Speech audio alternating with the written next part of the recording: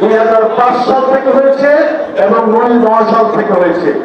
আমাদেরকে এই গত ফ্যাসিস্ট সরকারের আমলে কিছু অসাধু ব্যক্তিবর্গ আমাদেরকে দীর্ঘ 20 বছর করে প্রচলিত বিধিকে রদ করে 23 সালে এসে এই গ্রেড প্রদান করে। এদের মাধ্যমে শিক্ষা অফিসাররা চরমভাবে ক্ষতিগ্রস্ত হয়েছে।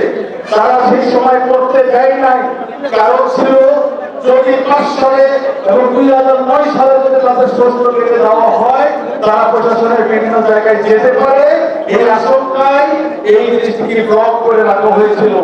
এটি প্রত্যাশিত নয়, এটি সুস্থ দেশের কোন নিয়ম কানুন হতে পারে না।